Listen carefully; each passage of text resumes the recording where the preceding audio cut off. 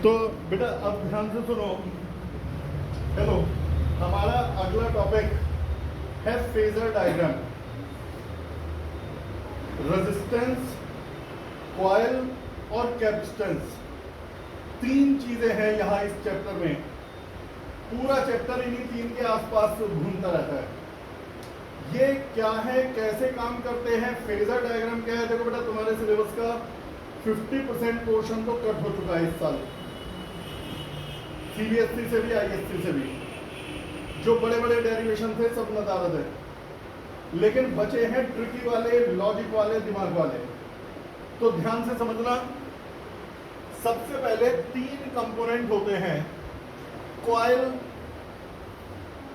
Capacitor और register, जिनको हम कहते हैं, कॉइल को कहते हैं एल, याद कर रहे, L for self inductance.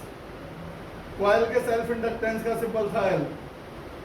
Capacitor को कहते हैं सी और रेजिस्टेंस को कहते हैं are.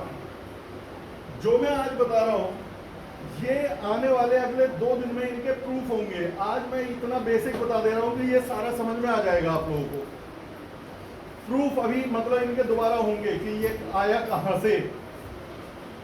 L C R, L is for coil, C is for capacitor, R is for resistance. इन तीनों की खास बात यह है कि एसी करंट को तीनों रोकते हैं।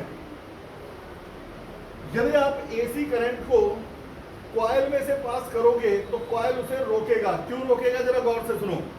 जब इसमें से करंट जाएगी तो इसमें फ्लक्स क्रिएट होगा, लेकिन हमारी करंट है ऑल्टरनेटिंग। करंट बार बार चेंज होगी तो फ्लक्स बार बार चेंज होगा।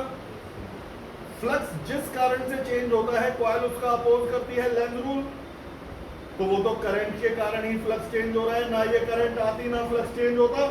तो cause of change in flux is the current itself. खुद करंट जिम्मेदार है फ्लक्स चेंज होने के लिए। तो कॉइल करंट का अपोज करेगी, कॉइल करंट को घुसने से रोकेगी। दूसरे नंबर पर कैपेसिटर भी एसी करंट के को रोकने का काम करता है। क्यों, मान लो करंट आ रही है तो बेसिकली करंट का मतलब फ्लो ऑफ इलेक्ट्रॉन्स है। मान लो बेटा इलेक्ट्रॉन्स आए, पहले से मौजूद इलेक्ट्रॉन कैपेसिटर पे स्टोर हो गए। अब जो फर्दर इलेक्ट्रॉन आएंगे तो पहले से प्रेजेंट इलेक्ट्रॉन्स उनको फ्लो करेंगे। आप ये बताइए कैपेसिटर क्या करता है, चार्ज स्टोर। करंट आई यानी चार्ज आया, चार्ज आके एक प्लेट पे स्टोर हो गया। अब जो फर्दर चार्ज आ रहा है, इलेक्ट्रॉन जो फर्दर आ रहे हैं, पहले से प्रेजेंट इलेक्ट्रॉन उन्हें आने से रोकेंगे तो वो स्पीड अप कर देंगे या स्लो डाउन कर देंगे। और यदि चार्ज का फ्लो स्लो हो जाए तो करंट डाउन हो जाती है। तो करंट को कैपेसिटर भी रोकता है, रेजिस्टेंस तो रोकता ही है। रेजिस्टेंस का तरीका तो निराला है। रेजिस्टेंस में एटम्स आर क्लोजली पैक्ड। इसके अपोज करने का तरीका, तीनों के अपोज करने का तरीका अलग है। जब रेजिस्टेंस में कोई करंट जाती है यानी इलेक्ट्रॉन्स जाते हैं तो इलेक्ट्रॉन्स का एटम से कोलिजन होता है। क्लोजली पैक्ड एटम्स हैं, उनसे कोलिजन होता है तो वो स्लो हो जाते हैं और करंट कम हो जाती है। इन तीनों में से हीट एक ही बनाता है, रेजिस्टेंस, क्योंकि इसमें कोलिजन होता है। जहां टक्कर होगी वहां हीट बनेगी। तो इलेक्ट्रॉन्स रेजिस्टेंस के अंदर घुस जाते हैं, एटम से बार बार टकराते हैं और उससे हीट क्रिएट करते हैं। तो ये एनर्जी बर्बाद करने का सोर्स है। यहां पर करंट के आने से फ्लक्स चेंज हुआ, फ्लक्स चेंज होने से उसने लेंज रूल के अकॉर्डिंग करंट को रोक दिया। कोई किसी तरह का कोलिजन नहीं, कोई हीट नहीं, पावर लॉस नहीं, एनर्जी लॉस नहीं। कैपेसिटर में पहले से प्रेजेंट इलेक्ट्रॉन्स ने दूसरे आने वाले इलेक्ट्रॉन्स को रिपेल करके स्लो कर दिया विदाउट एनी कोलिजन। पहले से इलेक्ट्रॉन मौजूद थे, फर्दर इलेक्ट्रॉन आए, इलेक्ट्रॉन का इलेक्ट्रॉन पे रिपल्जन, उसके लिए टच होने की जरूरत नहीं है, वो भी स्लो डाउन हो गए और इस तरह से करंट डाउन हो गई। यानी करंट को तीनों रोकते हैं। रेजिस्टेंस कितना ज्यादा रोकेगा वो आर की वैल्यू पर डिपेंड करता है। यदि आर रेजिस्टेंस, जिसे आप रेजिस्टेंस कहते हो, यदि आर यानी कि रेजिस्टेंस 2 ओम है तो ये करंट को थोड़ा कम करेगा, 5 ओम है तो करंट को काफी कम कर देगा, 20 ओम है तो करंट को बहुत ज्यादा कम कर देगा। ठीक है बेटा।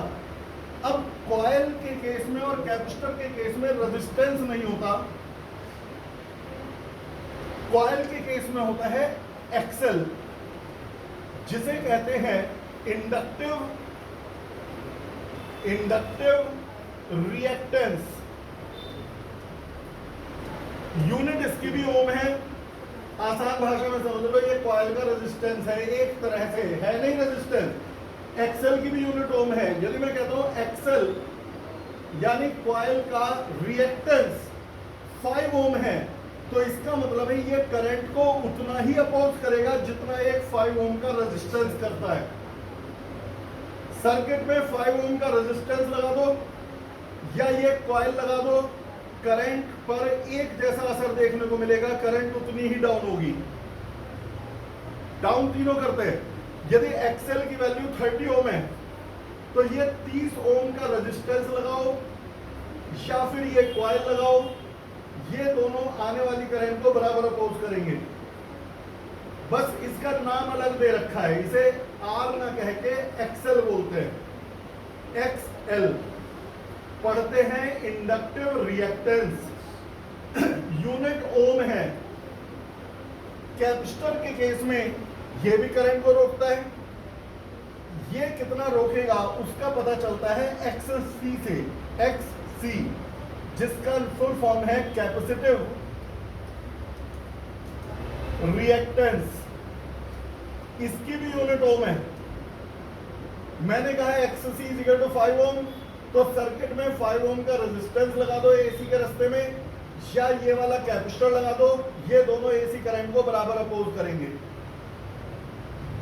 बस अंतर क्या है, 5 ओम का देखो रेजिस्टेंस लगाओ या 5 ओम एक्सेल वाली कॉइल लगाओ या 5 ओम एक्ससी वाला कैपेसिटर लगाओ, करंट को तीनों बराबर कम करेंगे, लेकिन रेजिस्टेंस हीट बनाएगा, एनर्जी वेस्टेज करेगा। कॉइल और कैपेसिटर ना हीट बनाएंगे ना एनर्जी के लॉसेस करेंगे, इसीलिए इनका पावर कंजप्शन नील होता है। आइडियल कॉइल और कैपेसिटर पावर कंज्यूम नहीं करते क्योंकि हीट नहीं बनाते। ये रिपल्जन से रोकते हैं, फ्लक्स चेंज होने से रोकते हैं, ये कोलाइड करके रोकता है। अब सामने से एक कार आ रही है, मैं कहूं इसे स्लो कर दो, दो तरीके हैं। पहला ये कि ज्यादा ही कोई दिलदार आदमी था, अपनी कार लेके गया, उस पर टक्कर मारी, स्लो कर दिया स्लो तो अब भी हो गई। दूसरा था एक बदमाश को लेके गया, छुरी दिखाई और स्लो कर दिया।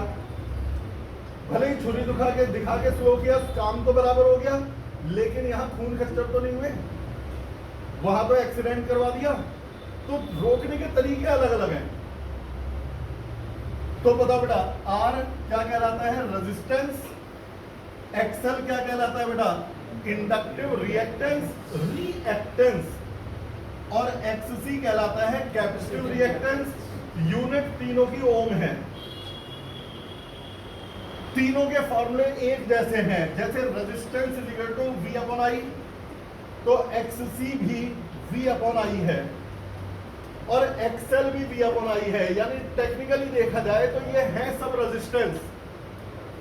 इधर देखो, टेक्निकली ये सब रेजिस्टेंस है, लेकिन हमें पता कैसे चले। मान लो मैं तुम्हें सबका सिंबल R रखता, मैं कहता R इज इक्वल टू 5 ओम, तो पता ही नहीं लगता कि कॉइल लगाई है या कैपेसिटर लगाया है। अब मैं कहूंगा XL इज इक्वल टू 5 ओम, तो एक कॉइल लगाई दी है जो 5 ओम के रेजिस्टेंस जैसा काम कर रही है। और यदि मैं कहूंगा XC इज इक्वल टू 5 ओम, तो एक कैपेसिटर लगाया हुआ है जो 5 ओम के रेजिस्टेंस के बराबर करंट को रोक रहा है। और R इज इक्वल टू 5 ओम, तो सच में ही रेजिस्टेंस लगाया हुआ है। तो हमें सिंबल से पता लग जाए कि सर्किट में क्या लगाया हुआ है, तो तीनों को हमने अलग अलग सिंबल, अलग अलग नेम दे दिए। आप अपने दिमाग में तो ये बसा लो तीनों रेजिस्टेंस हैं। अच्छा, एसी के केस में वोल्टेज और करंट बार बार बदलती है, तो हम यहाँ V अपॉन I ना कह के VRMS अपॉन IRMS कहते हैं। RMS के ऊपर पूरा लेक्चर दिया हुआ है, जिनका छुटा है वो आज जरूर देख लेना, मेरे से मांग लेना, वैसे शायद ग्रुप में भी भेजा होगा। VRMS upon IRMS। एक्सएल एक्ससी, इनके भी वही फॉर्मूले हैं VRMS अपॉन IRMS, इसका भी वही है VRMS अपॉन IRMS। बाकी और क्या फॉर्मूले होते हैं वो तो जब न्यूमेरिकल चले आएंगे तब आएंगे। सपोज करिए मैं आपसे कहूं बेटा एक रेजिस्टेंस है, उसमें से करंट जा रही है, तो जरा पोटेंशियल डिफरेंस बताना, सबको मालूम है IR। अब मैं कहूं एक कॉइल है, उसमें से करंट जा रही है, वो पोटेंशियल डिफरेंस बताना, बिना पूछे बेधड़क IXL लिख के आना। मैंने क्या कहा, लिख भले ही एक्सेल रहे, नाम भले ही रिएक्टेंस कह रहे हैं, लेकिन हमें पता है टेक्निकली ये रेजिस्टेंस है। आज पहले जान पहचान हो जाए, इनका डेरिवेशन तो तभी करेंगे जब हमें पक्का पता हो कि एक्सेल एक्सी वगैरह है क्या। तो ये IXL, और यदि कैपेसिटर होगा तो पोटेंशियल डिफरेंस होगा IXC। R for resistance, XL inductive reactance, reactance, और XC कैपेसिटिव रिएक्टेंस। अच्छा, अब यहां पे एक बात आती है, यदि R के साथ L और आ जाए तो फिर हम क्या कहेंगे, तब हम कहेंगे V = IZ। दिमाग खोल के रखो, ये नया चैप्टर है, बिल्कुल पुरानी क्लासेस से कोई लिंक नहीं है। करंट इलेक्ट्रिसिटी के बारे में 10th में पढ़ा हुआ था, थोड़ा बहुत इलेक्ट्रोस्टैटिक्स के बारे में 9th-10th में पढ़ा था, ऑप्टिक्स के बारे में पढ़ रखा है, मैग्नेटिज्म थोड़ा जानते थे, EMI AC नहीं जानते। पुरानी क्लासेस से कोई भी टच नहीं है। यदि अकेला रेजिस्टेंस है IR, अकेली कॉइल है IXL, अकेला कैपेसिटर है IXC, कई चीजें हैं IZ। चाहे रेजिस्टेंस के साथ कॉइल आ जाए, रेजिस्टेंस के साथ कैपेसिटर आ जाए, कॉइल के साथ कैपेसिटर आ जाए, या तीनों ही आ जाए, रेजिस्टेंस कॉइल और कैपेसिटर, तब फॉर्मूला लगेगा V = IZ। Z कहलाता है इंपीडेंस, ये भी ओम में होता है। इसका फॉर्मूला भी हम प्रूव करेंगे, आज नहीं कल या परसों में नंबर आएगा। Z का फॉर्मूला होता है √R² + XL - XC का होल स्क्वायर। अभी फिलहाल ज्यादा माथा पच्ची नहीं करनी, जब ये आएगा डेरिवेशन तब आएगा। फिलहाल ये समझ लो कि एक से ज्यादा कंपोनेंट है, तो फिर ना R लिखना है, ना XL, ना XC, तब लिखना है Z, और Z को कहा जाता है इंपीडेंस। ये भी रेजिस्टेंस है एक तरह से, इसकी भी यूनिट ओम है। यदि मैंने कहा R = 10 ओम, तो रेजिस्टेंस है 10 ओम का। देख, मैं कोशिश हर तरह से घुसाने की कर रहा हूं कि दिमाग में आ जाए। मैंने कहा XL = 10 ओम, तो एक कॉइल है जो करंट को उतना ही रोकती है जितना 10 ओम का रेजिस्टेंस। XC = 10 ओम, तो एक कैपेसिटर है जो 10 ओम के रेजिस्टेंस के बराबर रोकता है। और मैंने कहा Z = 10 ओम, तो भाई साहब एक से ज्यादा चीजें हैं, लेकिन मिल करके 10 ओम के रेजिस्टेंस के बराबर रोक रही है करंट को। अब एक से ज्यादा कुछ भी हो सकते हैं, 1 हो, 2 हो, 3 हो, कितने भी हो, सबका ये। अब आते हैं इक्वेशंस।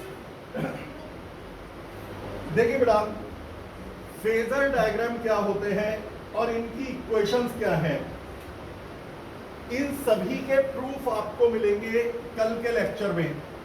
फिलहाल मैं उनके बारे में बता रहा हूं। R circuit, L circuit, C circuit, LR circuit, CR circuit. मेरे बेटा, हम जब किसी कंपोनेंट को, R सर्किट का मतलब है रेजिस्टेंस, जब रेजिस्टेंस को EMF देते हैं E0 sin ωt, तो करंट क्रिएट होती है I0 sin ωt। ये करंट क्रिएट होती है, इसका प्रूफ देना पड़ेगा मुझे। फिलहाल अभी कोई प्रूफ नहीं दे रहा। करंट क्रिएट होती है I0 sin ωt। डेरिवेशन वाला पार्ट सब कल, आज समझने वाला नहीं तो डेरिवेशन 4 गुना समय लेते हैं, बेसिक्स तो पता ही नहीं होते हैं। कॉइल के केस में जब आप EMF देते हो E0 sin ωt, तो करंट बनती है I0 sin ωt - π/2। इसका भी प्रूफ कल आएगा, इसका भी कल आएगा। करंट फिलहाल याद रखना है, कैपेसिटर के केस में जब आप EMF लगाते हो E0 sin ωt, तो करंट बनती है I naught sine omega T plus pi by 2 ये करंट बनती है। इसका प्रूफ कल आएगा, फिलहाल अभी याद रखना है। अब यहां से टर्म आती है फेज लैग और फेज लीड और इनका टेक्निकल मीनिंग। यहां मैं ईएमएफ का ग्राफ बना रहा हूं, दिस इज ईएमएफ। तुम देखो टाइम जब जीरो है, टाइम जीरो है, टाइम जीरो, ये टाइम एक्सिस है, टाइम जीरो तो sine zero zero, EMF zero. सब में मैंने ईएमएफ का ग्राफ बना दिया, this is the graph for EMF. ये भी ग्राफ है ईएमएफ का।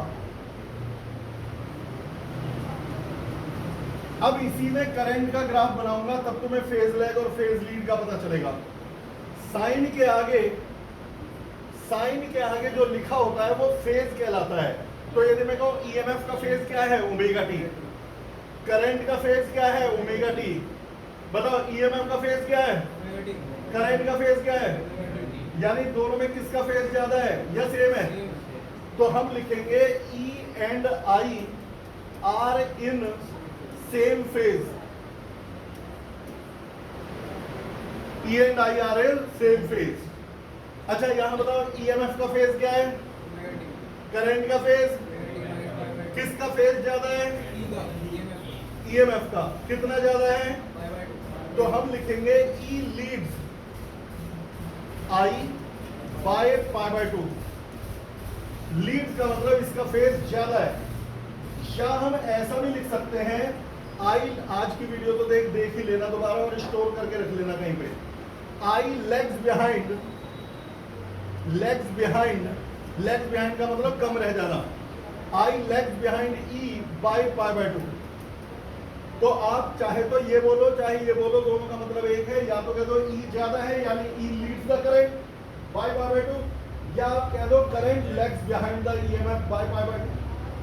दोनों में कोई फर्क नहीं पड़ता, दोनों का मतलब एक ही है। अब चलिए ये आ गया, तो यहां पे बताओ, बोलो किसका फेज ज्यादा है? करंट का फेज कितना है, omega T plus pi by 2। और ईएमएफ का फेज, किसका फेज ज्यादा है, किसका कम है? तो जिसका कम है वो legs behind, E legs behind I by pi by 2। और किसका ज्यादा है, करंट का, तो current Leeds EMF by pi by 2। दोनों सेंटेंस का मतलब एक ही है। अच्छा ये तो हुआ इससे मतलब, मान लो मैं कह रहा हूं हमारे घर में ई और आई सेम फेज में है, इसका क्या मतलब है ग्राफिकली? इसका मतलब आप समझने की कोशिश करेंगे, हर चीज समझनी है हमें। मेरे बेटा जब टाइम जीरो था तो ईएमएफ जीरो था, तो मेरा ग्राफ ओरिजिन से शुरू हुआ। अब करंट का देखते हैं, टाइम जीरो है तो करंट भी जीरो है, यानी करंट का ग्राफ भी ओरिजिन से ही शुरू होगा। बिल्कुल यही चीज कहना चाह रहा हूं। जब हमारे घर में कोई बोले कि E and I are in same phase, इसका मतलब होता है जिस समय करंट जीरो है उसी समय, भाई ऑल्टरनेटिंग दोनों है, जिस समय करंट जीरो है उसी समय ईएमएफ जीरो है। जब करंट मैक्सिमम है तो ईएमएफ मैक्सिमम है, फिर करंट जीरो होगी उसी समय ईएमएफ जीरो होगा, करंट मिनिमम होगी उसी समय ईएमएफ मिनिमम होगा। सेम फेज, सेम फेज का मतलब, तो जब रेजिस्टेंस लगाते हो सर्किट में तो ई और आई सेम फेज में होता है, यानी जिस मोमेंट ईएमएफ जीरो होता है ठीक उसी मोमेंट करंट जीरो होती है, और जिस मोमेंट करंट अपने ईएमएफ अपने पीक पर पहुंचता है ठीक उसी मोमेंट करंट अपने पीक पर पहुंचती है। अब आता है पाई बाय 2 के फेज डिफरेंस का मतलब। समझदार बच्चे कोई सा भी उठा लो समझ जाओगे। मुझे बताओ, चलिए ये वाला देख रहा हूं, टाइम जीरो रखो, टाइम जीरो तो omega T zero, zero plus pi by 2 sine pi by 2 1। तो करंट कितनी हो गई, करंट कितनी हो गई, मैं आई नॉट पीक करंट, यानी टाइम जीरो पे करंट अपने पीक पर है। फिर इसके बाद जैसे जैसे टाइम आगे बढ़ेगा, जब तो ये ग्राफ ऐसे ही चलता रहेगा इसके पैरेलल है। तो दोनों साइन वेव, मैथ्स में सबने पढ़ा होगा साइन वेव का कर्वेचर तो यही रहेगा। बस शुरुआत अलग हो गई। जिस समय मेरे घर में ईएमएफ जीरो होगा उस समय करंट मैक्सिमम होगी, और जब करंट जीरो होगी तो ईएमएफ मैक्सिमम होगा। ये होता है पाई बाय 2 का फेज डिफरेंस। मैं बोलता हूं कि मेरे घर में ई और आई में पाई बाय 2 का फेज डिफरेंस है, यानी जब मेरे घर में ईएमएफ जीरो होता है ठीक उसी समय करंट अपने पीक पर होती है, और करंट जीरो होता है तो ईएमएफ पीक पर होता है, उल्टा चलता है पाई बाय 2। यहां देखो टाइम जीरो तो बचेगा minus pi by 2, sine minus pi by 2 -1, यानी करंट अपने लोअर पीक पर है, लोअर पीक पर है और ग्राफ ऐसे ही चलेगा। अरे लोअर या अपर क्या है, तो पीक है, तो एक पीक वैल्यू, एक पेंडुलम है, पेंडुलम ऑसिलेट कर रहा है। आप जब ये यहां पहुंचा तो आपने कह दिया y = r, यहां पहुंचा तो कह दिया y = -r, लेकिन असलियत में तो है तो दोनों एम्पलीट्यूड पर। तो इस चीज से ये प्लस और माइनस को ग्राफिकली दिखाने का है। असलियत में पाई बाय 2 का फेज डिफरेंस होने का मतलब है जब एक जीरो है तो दूसरा अपने पीक पर चल रहा है। करंट जीरो है तो ईएमएफ पीक पर, ईएमएफ जीरो है तो करंट पीक पर। आने लगा? इसके बाद अच्छा एक बात बताओ, रेजिस्टेंस क्या चाहता है? करंट ईएमएफ के फेज में रहे। जिस सर्किट में, और मैंने फिर बताया ये रटना नहीं है, इसका प्रूफ आएगा जिसमें हम साबित करेंगे कि रेजिस्टेंस को लगाएं तो करंट और ईएमएफ सेम फेज में होते हैं, और ज्यादा दिन नहीं, कल ही होगा ये डेरिवेशन। रेजिस्टेंस क्या चाहता है? करंट ईएमएफ के, कॉइल चाहती है करंट का फेज ईएमएफ से पाई बाय 2 कम हो। कैसे चाहती है वो डेरिवेशन का हिस्सा है। करंट क्या चाहती, वो कॉइल की क्या इच्छा रहती है? करंट का फेज पाई बाय 2 कम हो, करंट का फेज, और कैपेसिटर क्या चाहता है? करंट का फेज पाई बाय 2 ज्यादा हो। अब तब क्या होगा यदि एक साथ एक से ज्यादा कंपोनेंट आ जाए, जैसे एलआर और सीआर। हमें सब सुन लिया, ये बालकों ने इसे सीआर प्रोनाउंस किया, कान मेरे भी तेज है, लेकिन ये सीआर नहीं है, सीआर है, सीआर है। ठीक बेटा, अब यहां आओ, एलआर सर्किट, यदि भूले ना हो पिछले पेज का, रेजिस्टेंस क्या चाहता है? ई और आई सेम फेज में हो। रेजिस्टेंस क्या चाहता है? कॉइल क्या चाहती है?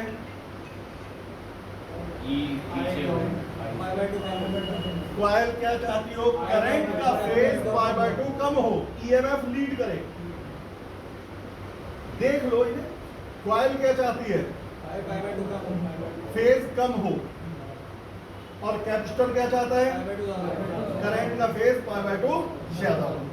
तो यदि दोनों आ जाए, यानी कॉइल और रेजिस्टेंस दोनों आ जाए, और हम ईएमएफ लगाएं E0 sin ओमेगा t, यहां पर कैपेसिटर और रेजिस्टेंस दोनों आ जाए और ईएमएफ लगा दे E0 sin ओमेगा t, तब करंट की इक्वेशन क्या होगी? तब करंट की इक्वेशन क्या होगी? चलिए बनाता हूं। I = I0 sin bracket omega T. अब है कहानी, रेजिस्टेंस चाहता है ओमेगा टी में -0 हो, जिससे सेम फेज रहे। भाई बात है बिल्कुल नहीं, रेजिस्टेंस चाहता है ओमेगा टी -0 हो, सेम फेज रहे। कॉइल चाहती है omega T pi by 2, resistance चाहता है ओमेगा टी -0, कॉइल चाहती है ओमेगा टी पाई बाय 2। अब यहां दोनों है, ना तेरी ना मेरी, फाई, जहां फाई की वैल्यू 0 से पाई बाय 2 के बीच में होगी। ये दोनों मिलके एक बार सेट कर देते हैं। रेजिस्टेंस चाहता था 0, कॉइल चाहती थी पाई बाय 2, दोनों है तो ना 0 ना पाई बाय 2, दोनों के बीच में वैल्यू ले ली। कितनी वैल्यू वो डिपेंड करेगा। देख बेटा, यदि रेजिस्टेंस है मान लो 2 ओम, देख बिल्कुल पिन ड्रॉप साइलेंस, और एक्सेल है 0 ओम, तो यहां पर सिर्फ रेजिस्टेंस है, और सिर्फ रेजिस्टेंस है तो वो 0 कर देगा, सेम फेज। यदि R है 0 ओम और एक्सेल है 2 ओम, तो यहां पर वो इसे पूरा π/2 यानी 90 डिग्री कर देगा, π/2 90 डिग्री। लेकिन तब क्या होगा, यदि ये भी 2 ओम और ये भी 2 ओम, तो ऐसे में ना 0 ना 90 45 डिग्री करेगा। तुम कहोगे 45 क्यों? क्योंकि R और XL बराबर हैं, तो दोनों मिड पॉइंट को पकड़ेंगे।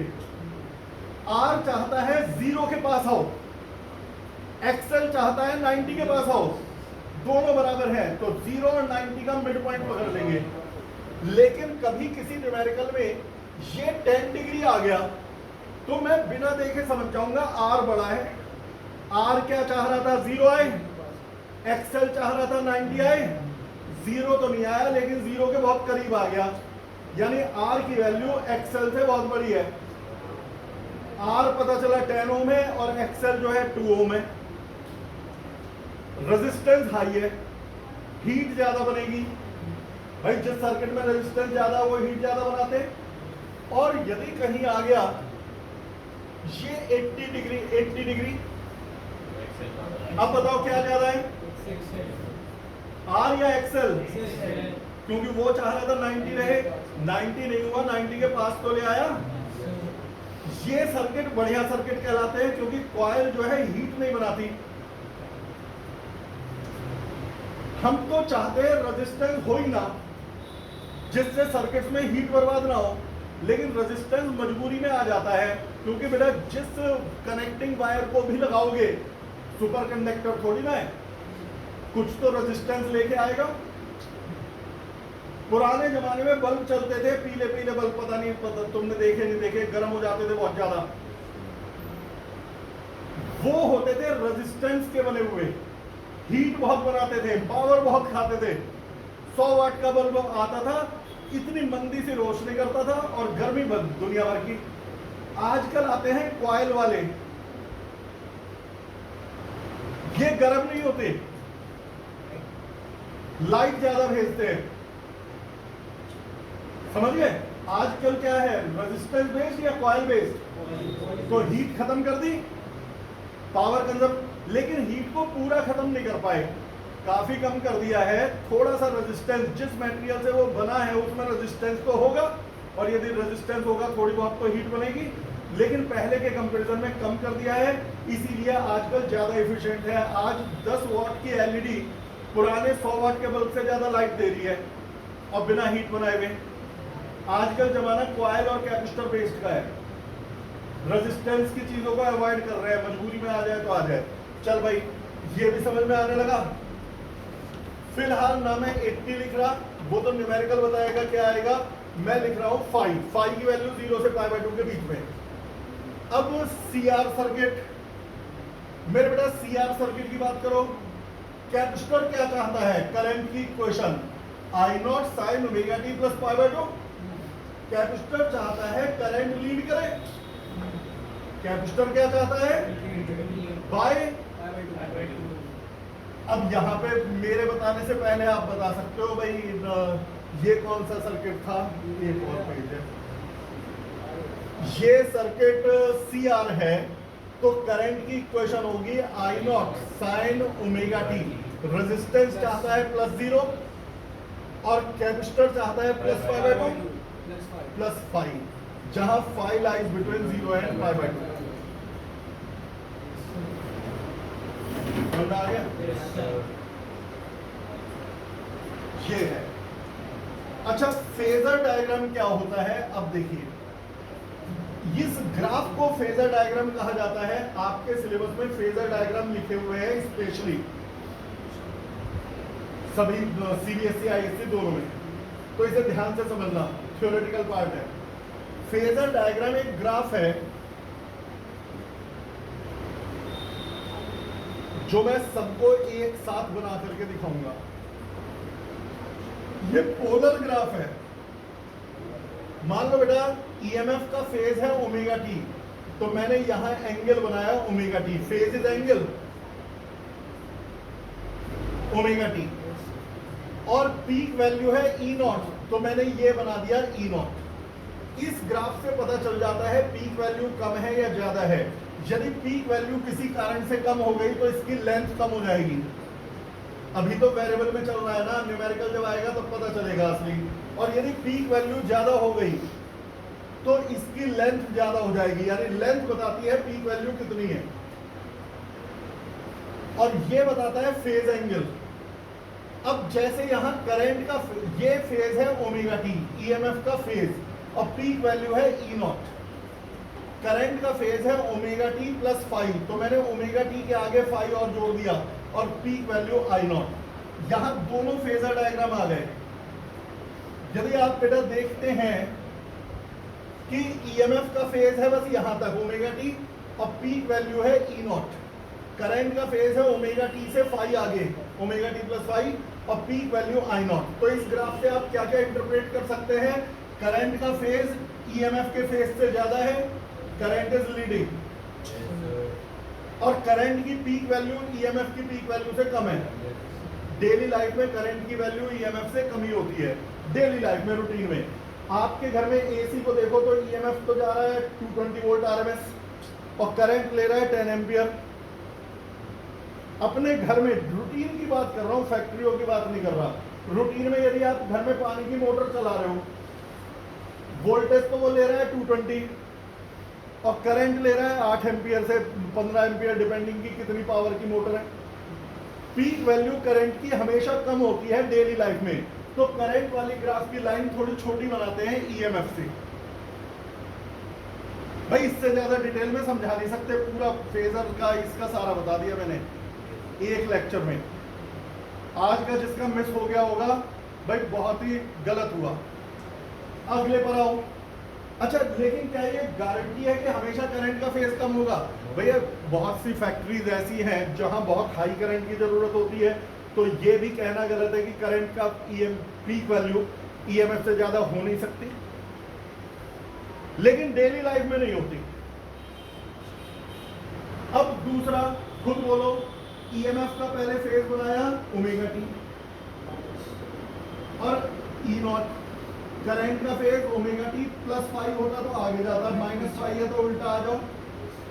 अब ये बन गया ओमेगा टी में से 5 कम, बेटा ओमेगा टी से 5 कम हो गया, लेंथ यहां तक बना दो।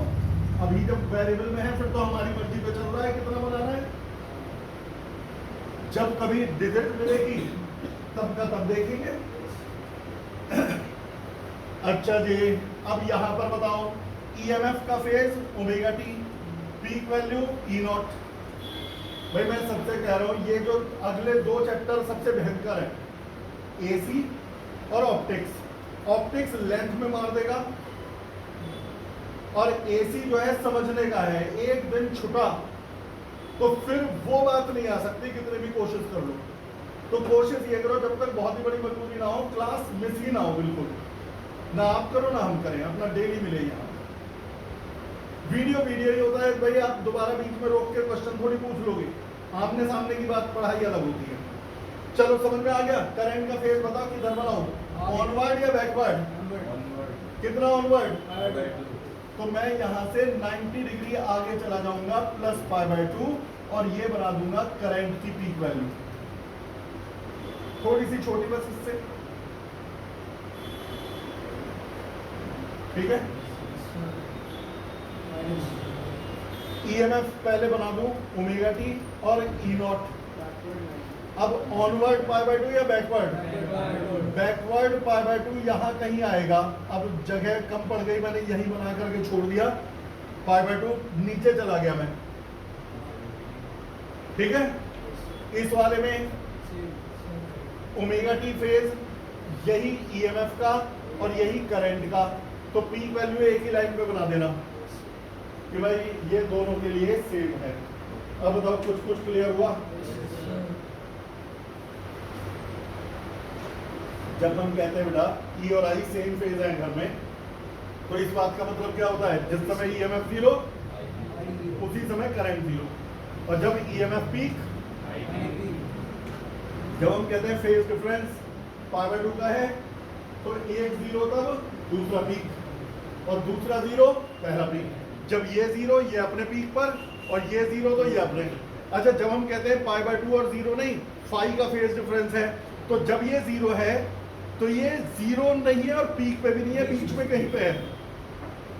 ये ऐसे चल रहे हैं।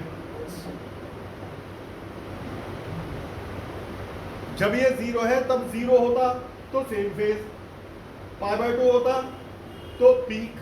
अब ना जीरो है ना पाई बाय 2 है, बीच में कुछ है, तो वो इस तरह से मूवमेंट हो रहा है। आने लगा समझ में? इम्पीडेंस पे भी 2 मिनट जरा बात कर लें। मैंने आपको अब तक बताया आर के बारे में, एक्सएल के बारे में, एक्ससी के बारे में और जेड के बारे में। आर का formula V R M S upon I R M S, सबका फॉर्मूला सेम। तो फिर ये कब लगाएंगे? जब रेजिस्टेंस अकेला है, जब कॉइल अकेली है, जब कैपेसिटर अकेला है और जब एक से ज्यादा है। मतलब जरूरी नहीं तीनों हो, एक से ज्यादा कितने भी हो, तब जेड लगाएंगे। इनमें आपस में रिलेशन क्या है? तो देख बेटा, आर का तो कोई फॉर्मूला नहीं होता, एक्सएल का फॉर्मूला आएगा ओमेगा एल, जो अभी फर्दर प्रूफ किया जाएगा, ओमेगा एल। ये कल के में आ जाएगा, स्पीड आज बढ़िया रही है, कल के में आ जाएगा ओमेगा एल। एक्ससी का फॉर्मूला भी होता है 1 ओमेगा सी, ये भी कल प्रूफ हो जाएगा। जेड की कोशिश करेंगे कल हो जाए, नहीं हुआ तो कोई बात नहीं। जेड का फॉर्मूला है √r² प्लस एक्सएल माइनस एक्ससी का। जेड भी ओ में है। हम अपने घर में चाहते हैं जेड कम रहे। भाई देख पता, रेजिस्टेंस कम होता है तो करंट ज्यादा आती है। जब रेजिस्टेंस कम होता है तो हम क्या करते हैं, तुम देखो एक्सएल और एक्ससी का डिफरेंस जितना कम होगा जेड उतना कम होगा। ये बताओ, यदि एक्सएल और एक्ससी बराबर है, एक्सएल भी 10 ओम एक्ससी भी 10 ओम, तो जेड किसके इक्वल आएगा? आर। जेड का फॉर्मूला है √, अभी देखते रहो, r²। आज तो मैं पंखे और मोटरों के बारे में एक लाइन बता रहा हूं, एक्सएल माइनस एक्ससी का होल स्क्वायर।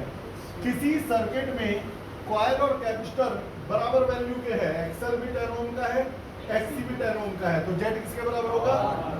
और यदि एक्सएल और एक्ससी में गैप है, बराबर नहीं है, तो जेड आर होगा या मोर देन आर? यानी करंट कम हो जाएगी। जब एक्सएल और एक्ससी बराबर नहीं होते और मान लो कैपेसिटर है ही नहीं, तब तो जेड बहुत हाई होगा, जेड √r² प्लस एक्सएल²। मोटरों में कैपेसिटर लगाना पड़ता है। हर मोटर में कॉइल है, हर मोटर में, और जहां कॉइल है वहां एल है। मोटर जिस मटेरियल से बनी है उसमें आर भी है, तभी कहते हैं मोटर एलआर सर्किट है। मोटर क्या है बेटा? मोटर में क्या है? कॉइल, तो एल हो गया। जिस मटेरियल से बनी है उसमें रेजिस्टेंस है आर, तो मोटर क्या है?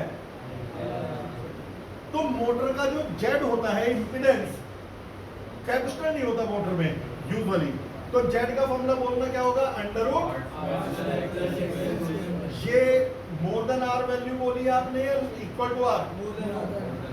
अब यदि हम उस मोटर के साथ एक कैपेसिटर लगा दें जिसका एक्ससी एक्सएल के बराबर हो जाए, तो जेड कम हो जाएगा, इंपीडेंस कम हो जाएगा। इंपीडेंस कम होने का मतलब करंट बढ़ जाएगी। पंखे में कैपेसिटर लगा हुआ है ऊपर, सफेद सी डिब्बी, हर पंखे में देखो एक सफेद सा सिलेंडर लगा हुआ होगा ऊपर, वो कैपेसिटर है। कई बार पंखा धीरे चलता है, तो मैकेनिक आके कहता है कैपेसिटर खराब हो गया, बदलना पड़ेगा। उसका कारण क्या है? ये कैपेसिटर का ऑयल लीक हो जाता है, तो एक्ससी की वैल्यू एक्सएल के बराबर नहीं रहती। तुम बताओ कैपेसिटर की कैपेसिटी मीडियम भरने के बाद अलग थी, मीडियम के बगैर अलग थी।